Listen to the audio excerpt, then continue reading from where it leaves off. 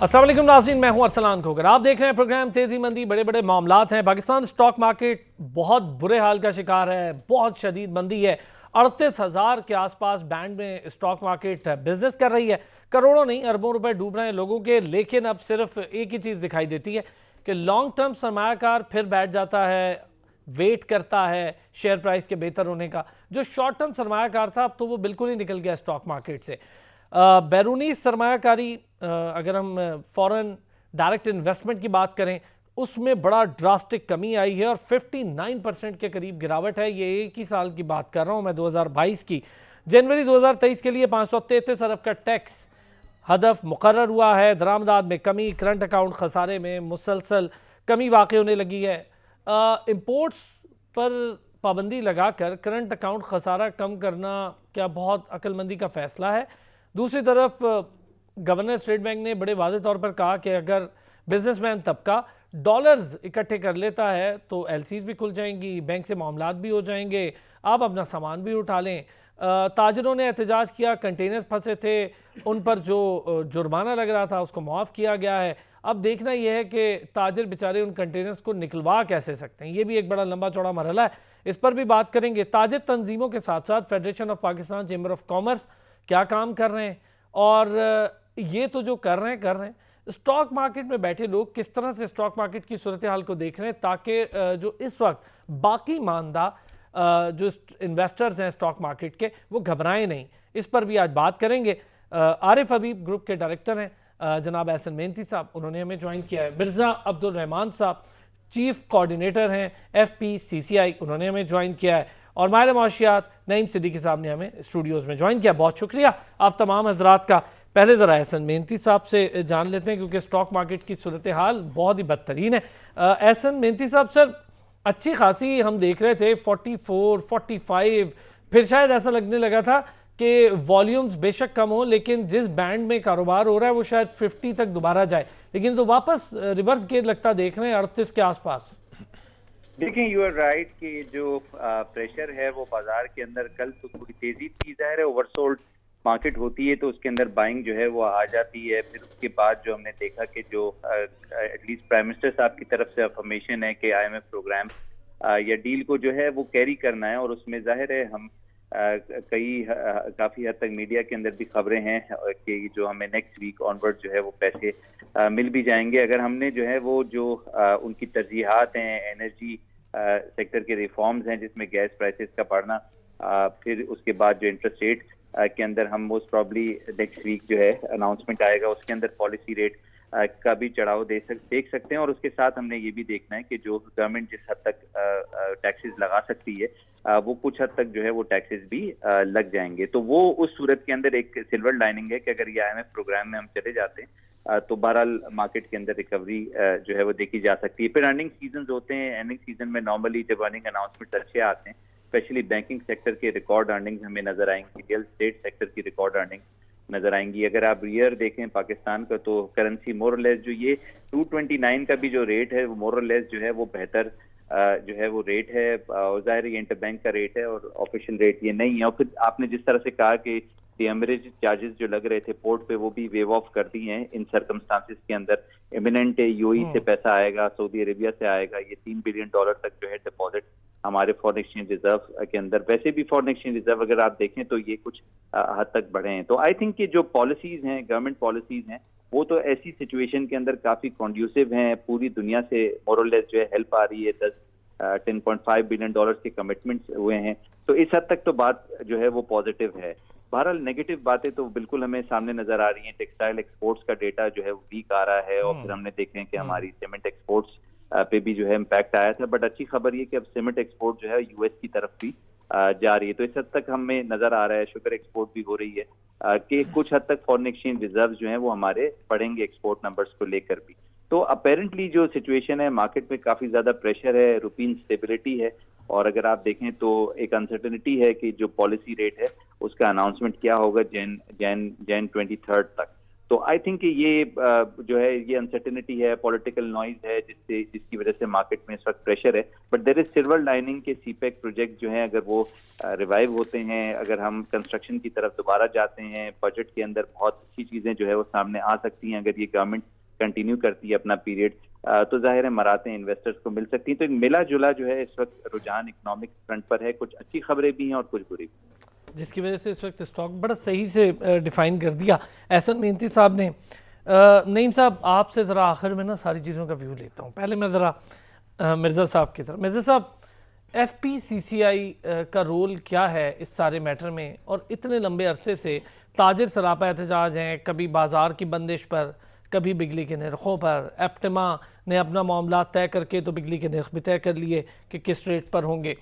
अब मामला हैं डॉलर के, डॉलर अपने अरेंज कर लें तो LCs भी खुल जाएंगी, मामलात भी आगे बढ़ जाएंगे। इंपोर्ट वाला मामला है, दूसरी तरफ कंटेनर्स फंसे हुए हैं पोर्ट पे।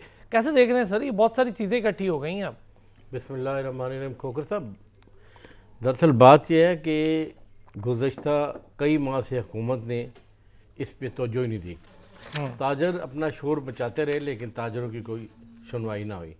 बल्कि पहले मुफ्ता इस्माइल साहब थे, वो आए, उनको इन्होंने हटा के उनकी जगह पे ये नए इसहाक डार साहब आ गए। इन्होंने कहा कि शायद ये वैसे नए नहीं है, पुराने ही हैं। पुराने हैं लेकिन इस अभी तो वापस आ गए। अभी नए वापस आए थे ना, तो हमने ये सोचा था शायद ये आ जाए, ये पुराने तजर्बाकार है, शायद कोई बेहतरी ला सके। लेकिन ये तो इस वक्त तो बिल्कुल बेड़ा गर्क हो गया है मईशत तबाह हो चुकी हुई है, होनी नहीं हो चुकी है।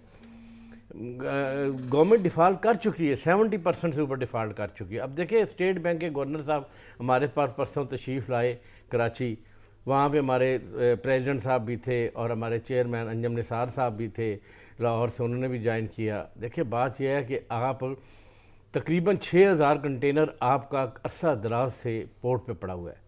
उसमें खाने पीने की चीज़ें भी हैं, कॉस्मेटिक्स भी हैं, और भी चीज़ें हैं। अब देखिए, दालें इतनी अहम चीज़ें हैं वो वहाँ ख़राब हो रही हैं। अब तो काफ़ी हो भी गई हैं। अब देखिए, अभी ये जो मोसिब हैं, टैक्स मोसिब, इन्होंने एक फ़ैसला दिया था, मैं भी उनका एडवाइज़र हूँ टैक्स मोसिब साहब का।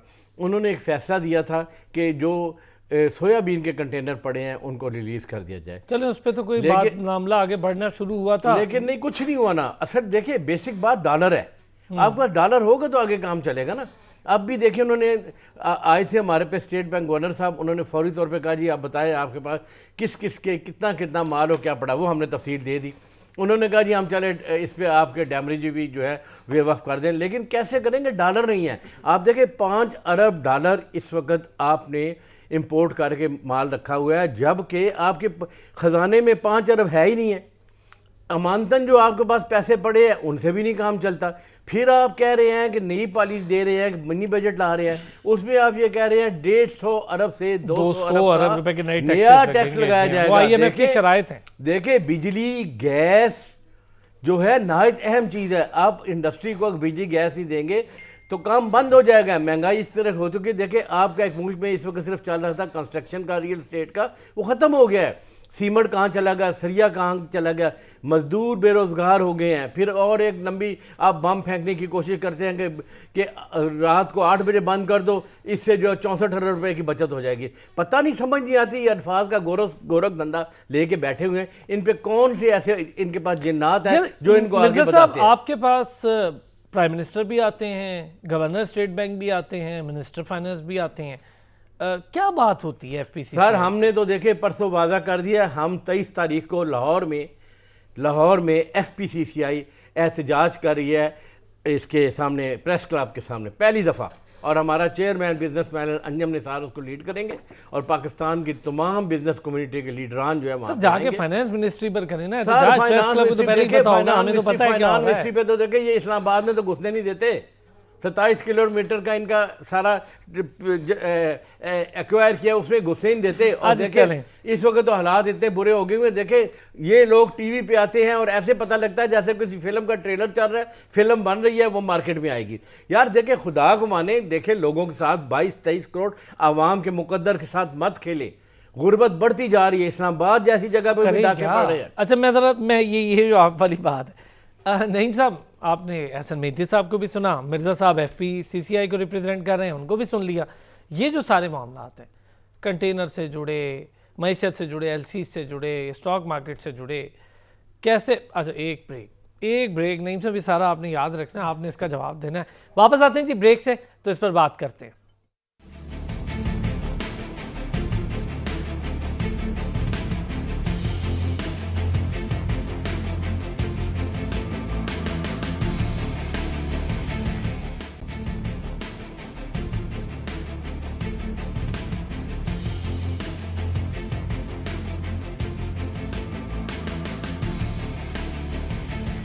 वेलकम बैक जी। ब्रेक पर जाने से पहले जो सवाल छोड़ा था नईम सिद्दीकी साहब के लिए, चाहूँगा कि ज़रा उसको प्रॉपर तरीके से समराइज करें। असलान साहब, मेहनती साहब ने भी जो बातें की हैं और मिर्ज़ा साहब ने भी जो बातें की हैं वो बड़ी हकीकत पे मबनी हैं। लेकिन आपको याद होगा कि पिछले 2-3 प्रोग्रामों में हमने पाकिस्तान की माजी की इकनॉमिक पॉलिसीज़ के ऊपर डिस्कशन की थी। जब आपने पूरे साल के प्रोग्राम पे बात की थी तो हमने कहा था कि पिछले 30 साल से हम यही देख रहे हैं।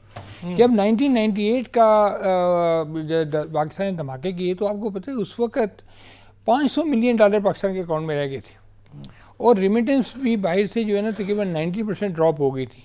फिर आहिस्ता आहिस्ता हालात बेहतर हुए और फिर पर्टिकुलरली जब ये पहली मुशर्रफ साहब के बाद जब पहली गवर्नमेंट आई पीपल्स पार्टी की तो हमारी एक्सपोर्ट के ऊपर उन्होंने कोई ख़ास तवज्जो नहीं दी। जबकि जब मुशर्रफ साहब छोड़ के गए तो एक्सपोर्ट जो थी वो GDP का 16% था।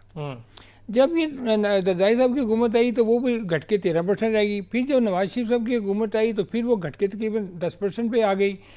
इमरान खान साहब के दौर में आपने देखा कि एक्टिविटीज़ हुई, एक्सपोर्ट बढ़ी, को $31 बिलियन हिस्ट्री में पहली दफ़ा टच हुआ, रेमिटेंसेज को $31 बिलियन टच हुआ। ये बात तो है। तो ये एक अब हम इस वक्त जो मेन इशू हर जगह डिस्कस हो रहा है, हर फोरम पे इकनॉमिक, वो हमारा ट्रेड डेफिसिट डिस्कस हो रहा है। हमारी $30 बिलियन की एक्सपोर्ट है, हमारी $30 बिलियन की रेमिटेंस आती थी, लेकिन हमारी इम्पोर्ट जो है वो इमरान खान साहब के दौर में $80 बिलियन क्रॉस कर गई। अगर वो इंपोर्ट के ऊपर इसी किस्म के मेजर लेते जो इस वक्त हम इंपोर्ट को कर्टेल करने की कोशिश करते हैं तो हमारा ट्रेड डेफिसिट उस वक्त काफ़ी हद तक गैप हो सकता था। हमने पिछले जो 10 सालों में $80 बिलियन जो हैं हमने डॉलर को कंट्रोल करने में फूंका है। Actually this is the reality. अब जो अभी भी आप देख रहे हैं कि आर्टिफिशियल जो डॉलर को अपना मार्केट के साथ जो फ्री फ्लोट पॉलिसी के तहत उसके तहत वो उसको नहीं कर रहे। अब आप देखिए जब पहले, अब वो ये बात भी ठीक है डॉलर $100 का था तब भी एक्सपोर्ट हमारी इतनी थी। अब डॉलर अगर 228 का हो गया तब भी एक्सपोर्ट इतनी है। लेकिन जो अफसोसनाक बात इस सारे किस्से में कल जो गवर्नर स्टेट बैंक ने की है ना, वो मैं समझता हूँ कि इतनी बड़ी पोस्ट पर होने के बाद इस किस्म की बात करना जिसको पूरी दुनिया हुंडी हवाला कहती है, उसकी बात अगर गवर्नमेंट की हलकों से आनी शुरू हो जाए तो फिर तो इन्ना लिल्लाहि व इन्ना इलैहि राजिऊन ही आप पढ़ सकते हैं अपनी इकोनॉमिक पॉलिसी के ऊपर। जब वो कहते हैं कि मार्केट से डॉलर खरीदो, इसका मतलब एक्चुअली ये है। चले